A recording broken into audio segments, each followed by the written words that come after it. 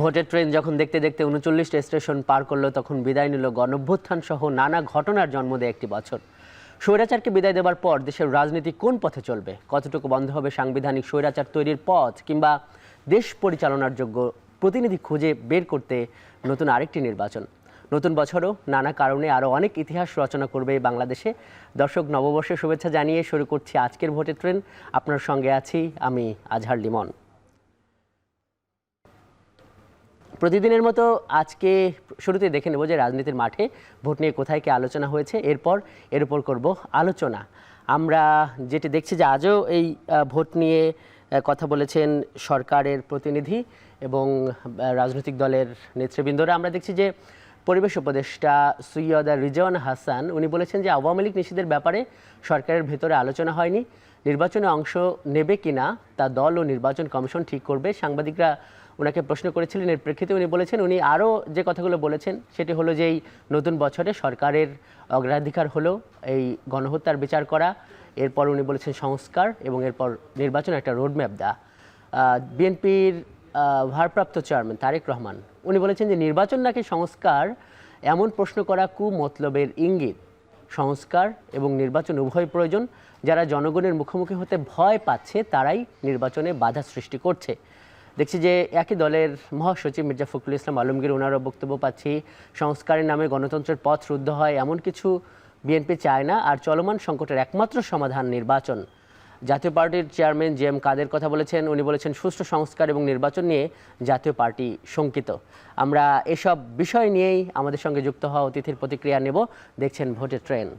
ভোটের মাঠের আজকে আলোচিত বিভিন্ন বিষয় নিয়ে এখন আমরা অতিথির প্রতিক্রিয়া নেব। আমাদের সঙ্গে যুক্ত আছেন খেলাফত মজলিসের নায়েবে আমির মাওলানা আহমদ আলী কাশেমি। আপনাকে স্বাগত জানাচ্ছি আজকের ভোটের ট্রেনে।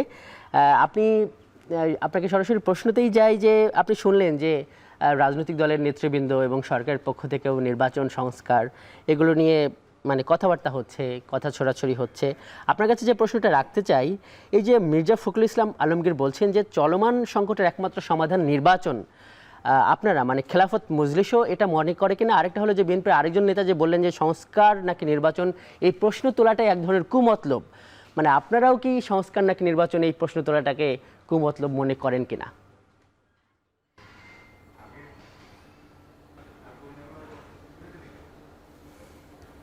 জি, আপনাকে ধন্যবাদ এবং আপনার সাথে আজকে আমাদের সাথে যুক্ত দর্শক শ্রোতা সবাইকে ধন্যবাদ দিয়ে আমার কথা শুরু করছি। সেটা হলো যে নতুন বৎসর শুরু হয়েছে। আমরা গত জুলাই এবং আগস্ট মাসে বাংলাদেশের একটা অভ্যুত্থানের মাধ্যমে অন্তর্বর্তীকালীন সরকার প্রতিষ্ঠিত হয়েছে। এই সরকারের কাছে জনগণের বা রাজনৈতিক দলের সবারই তো একটা প্রত্যাশা থাকবে, এবং প্রত্যেক দল এবং প্রত্যেক জনগণ বিভিন্নভাবে তাদের প্রত্যাশার কথা তাদের কাছে জানাচ্ছে। তো কেউ মনে করতেছে যে সংস্কার, আর কেউ মনে করতেছে যে নির্বাচন। আমরা জানতে চাচ্ছি যে আপনারা কোনটা ভাবছেন, সংস্কার নাকি নির্বাচন? সংস্কার।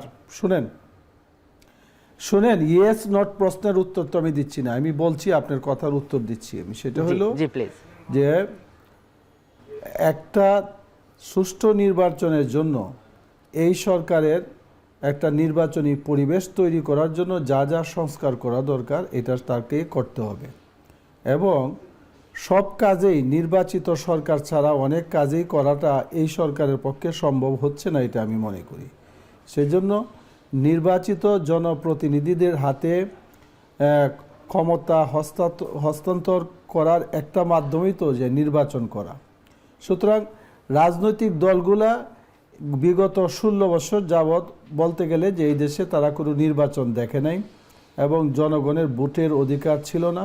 সুতরাং এখন এটা তো রাজনৈতিক দল হিসাবে বিএনপি বলেন, মির্জা ফখরুল ইসলাম বলেন বা তারেক রহমান বলেন, ওনারা নির্বাচনের তাকিদ দিতেই পারেন, এবং বিভিন্ন সময় তারা বিভিন্ন বক্তব্য দিচ্ছেন যে উপদেষ্টাকে একেবারে তাড়াহুড়া করছেন এরকমও না, কিন্তু চাচ্ছেন যে সুনির্দিষ্ট একটা রুট ম্যাপের মাধ্যমে যে সরকার কবে নাগাদ নির্বাচন করবে এবং নির্বাচনের আগের জরুরি কাজগুলা কবে নাগাদ তারা শেষ করতে পারবে, এই ধরনের একটা রুটম্যাপ নিয়ে তারা যদি অগ্রসর হয়, জনগণও আশ্বস্ত হবে।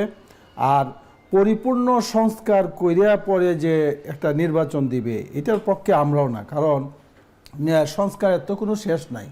আমাদের অনেক সমস্যা আছে, সব সমস্যা যে এই সরকার শেষ করতে পারবে এরকম না। সমস্যা যেমন চলমান আছে। মাওলানা আহমদ আলী কাশেম, আমরা বুঝতে পেরেছি আপনারা বলতে চাইছেন যে জরুরি সংস্কারগুলো নির্বাচনের আগে হোক, এবং সংস্কার যেহেতু একটা দীর্ঘ প্রক্রিয়া, বিএনপি যেভাবে বলছে, এর জন্য নির্বাচিত সরকার এসে সেটি করুক। আপনার সঙ্গে আমরা আবারও যুক্ত হব। দর্শক দেখছেন ভোটের ট্রেন, আমাদের সঙ্গে যুক্ত আছেন খেলাফত মজলিসের নায়েবে আমির। এই মুহূর্তে নিচ্ছে একটি বিরতি।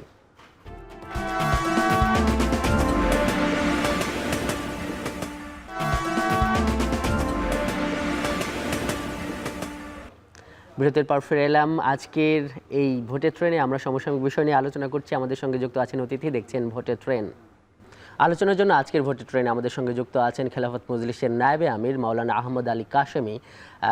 উনি আমাদের সঙ্গেই আছেন। কাশেমি ভাই, আমরা বিরতির আগে আপনার কাছে একটা বিষয় নিয়ে আলোচনা করছিলাম, যেটা মানে সব রাজনৈতিক দল যে বিষয়ে অন্তত একমত আমরা দেখছি, যে জরুরি সংস্কার শেষে নির্বাচন প্রয়োজন।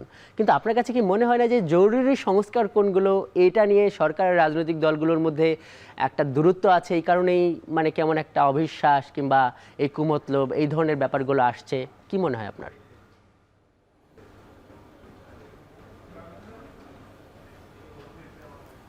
মানে ব্যাপারটা হলো কি, সরকার কি ধরনের সংস্কার কিভাবে করতেছে, সেটা আমি যেটা মনে করি যে রাজনৈতিক দলের কাছে অনেকটা অস্পষ্টতা আছে। সেই অস্পষ্টতাটা যদি আলাপ আলোচনার মাধ্যমে, কারণ সরকার তো আমাদের বাহিরে কেউ না, এই সরকারটা আমরা মনে করি যে বর্তমান সরকার সকল রাজনৈতিক দল, দেশপ্রেমিক সকল রাজনৈতিক দল, ওটা এখন আমাদের তৈরি করা সরকার। সুতরাং সরকারের তার সুবিধা অসুবিধাগুলো রাজনৈতিক দলগুলোর সাথে মত বিনিময় করতে পারে, এবং তারা পরামর্শ নিয়ে যে কি পরিমাণ আমাদের সংস্কার এই সময়ের মধ্যে আমরা করতে পারবো। এবং নির্বাচনী ব্যবস্থা যাতে একেবারে ভেঙে পড়ার মতো ছিল, সেটার থেকে উত্তরণে জনগণ যাতে সঠিকভাবে তাদের ভোটাধিকার প্রয়োগ করতে পারে, সেই ব্যবস্থাটা। আর জনগণ যখন তাদের ভোটে কাউকে নির্বাচিত করবে, তখন বাকি কাজগুলা সেই নির্বাচিত সরকার করবে। এই জন্য এটা মনে করি যে বর্তমান সরকারের সাথে কোনো ধরনের অস্পষ্টতা যাতে আমাদের তৈরি না হয়, কোনো ধরনের ভুল বুঝাবুঝির অবস্থা যাতে তৈরি না হয়। জনাব আলী আহমেদ, আপনাকে এখানে আরেকটা একটু প্রশ্ন করি। আপনারা কি মনে করেন এটা জরুরি সংস্কার করতে যদি এক কথায় উত্তর দেন, সেটা আসলে কতদিন সময় দরকার, বা সেই যৌক্তিক সময়টা মানে কতদিন হতে পারে? আপনাদের কোনো ধারণা বা রোডম্যাপ আছে এই নিয়ে? এটা তো আমি মনে করি যে আগামী ডিসেম্বরের আগেই এটা শেষ করে, মানে আগামী ডিসেম্বরের দিকে নির্বাচন দিতে পারে, অর্থাৎ 2026 যাতে না যায়, সবশেষ আপনাকে আপনার মধ্যেই।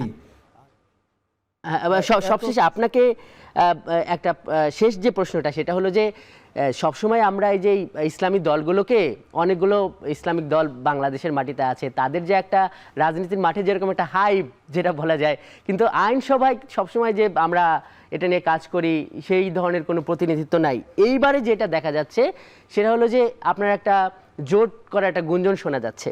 তো এই জোট কি আসলেই হবে নাকি গুঞ্জন? আর এই ধর্মভিত্তিক দল জোট করলেও আসলে মানুষ কতটা সমর্থন দেবে, এ ব্যাপারে আপনারা কেন আশাবাদী, যদি একটু সংক্ষেপে বলেন।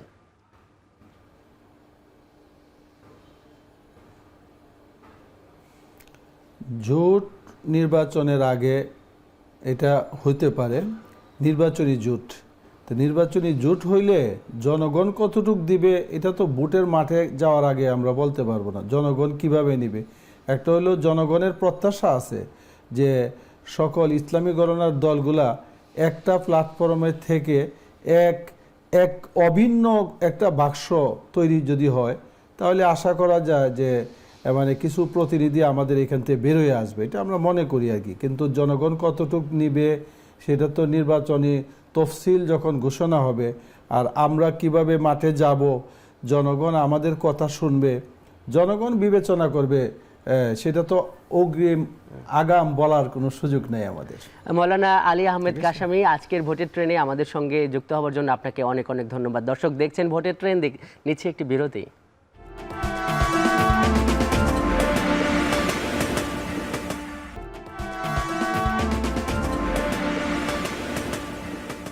বিরতির পর ফিরে এলাম, দেখছেন ভোটের ট্রেন। আজকের ভোটের ট্রেনের এই অংশে আমরা জানাবো সংসদীয় আসন পরিক্রমা। আজকে জানাবো বগুড়া 4 আসনের তথ্য। আমরা দেখছি যে এই আসনের সীমানা হলো কাহালু এবং নন্দীগ্রাম উপজেলা। মোট ভোটার আছে 3,12,081 জন। 2023 সালের তথ্য অনুসারে পুরুষ ভোটারের সংখ্যা 1,54,258 জন, নারী ভোটার আছেন 1,57,823 জন। আজকের ভোটের ট্রেনে এতক্ষণ সঙ্গে থাকার জন্য ধন্যবাদ।